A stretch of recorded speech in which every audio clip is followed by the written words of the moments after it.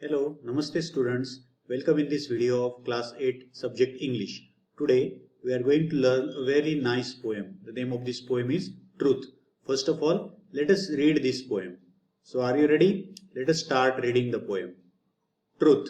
Sticks and stones may break my bones, but words can also hurt me. Stones and sticks break only skin, while words are ghosts that haunt me. Second stanza.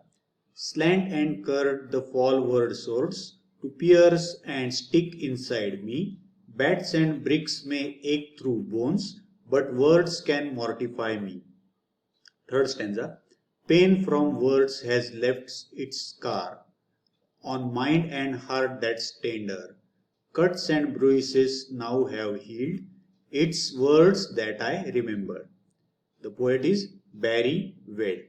विद्यार्थी मित्रांनो, या कवितेमध्ये truth म्हणजे सत्य यावर ही कविता आधारित आहे.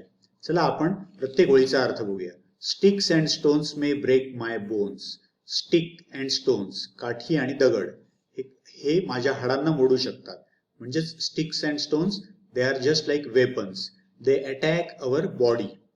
But words can also hurt me. पण शरीरावर हल्ला करणारे sticks and stones, these are the weapons for the body. But words, पण शब्द कोणाला इजा करतात? मला, म्हणजे आपल्या मनाला. Words can also hurt me. Stones and sticks break only skin. दगड आणि काठ्या हे आपल्या त्वचेला इजा करू शकतात. While words are ghosts that haunt me. हॉन्टचा मिनिंग इथे दिलाय बघा, trouble, worry again and again. म्हणजेच जे शब्द असतात ते कसे असतात? ते जणू काही भूत आहेत, दुष्ट आत्म्या आहेत. ते आपल्याला त्रास देतात, आपल्या मनाला. म्हणजेच यातनं आपल्याला काय कळलं की the pain is caused by weapons. But what is the weapon for the mind? Unkind language, bad words. Sticks and stones they hurt our body, but the bad words, the unkind words, they trouble us emotionally.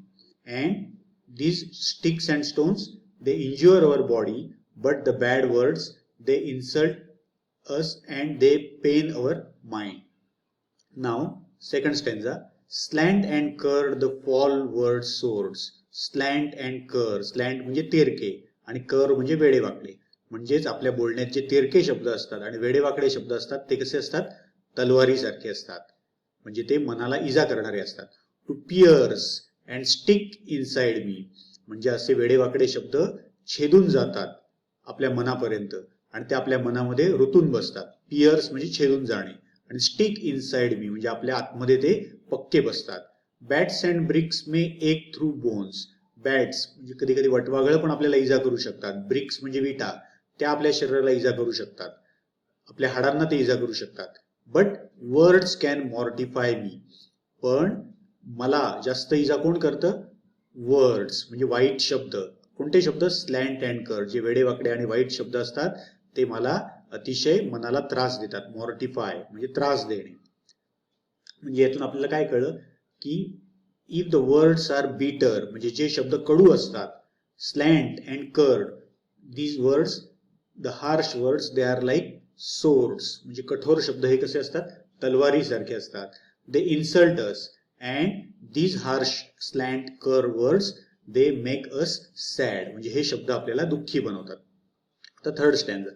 Pen from words has left its scar, म्हणजे शब्दांनी आपल्याला जी वेदना होते, जे दुःख होतं, त्याच्या खुणा उमटतात आपल्या मनावर. On mind and heart that is tender. Tender म्हणजे काय? Soft, delicate. आपलं मन आणि हृदय हे कसं असतं?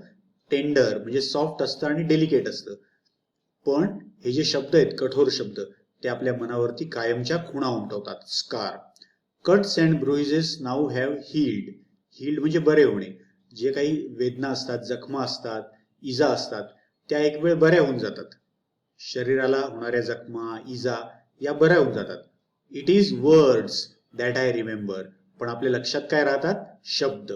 म्हणजे यातून आपल्याला काय कळलं की शारीरिक इजा, शारीरिक वेदना या आपण विसरून जातो, परंतु मनाला होणाऱ्या वेदना आपण विसरत नाही. आपल्या मनात ते शब्द कायमचे लक्षात राहतात. आता इथे बघा किती छान दिलंय. वर्ड्स हा शब्द कसा लिहिलाय, काटेरी अक्षरात लिहिलाय.